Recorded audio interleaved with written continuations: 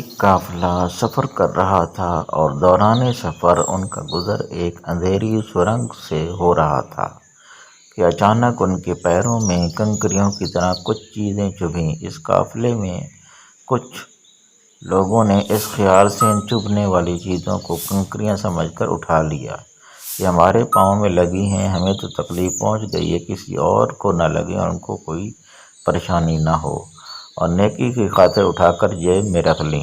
کچھ لوگوں نے زیادہ اٹھا لیں تاکہ وہ زیادہ نیکیاں حاصل کر سکیں، اور کچھ نے کم، اور کچھ لوگ اس قافلے میں ایسے بھی تھے انہوں نے بالکل زحمت نہ کی اٹھانے کی۔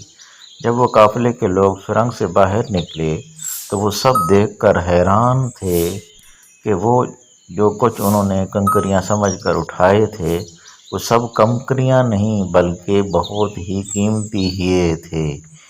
جنہوں نے زیادہ اٹھائی تھیں وہ لوگ زیادہ مالا مال ہوئے اور ان کی خوشی کی انتہا نہ تھی۔ جنہوں نے کم اٹھائے تھے وہ پچھتا رہے تھے کہ زیادہ کیوں نہیں اٹھائی۔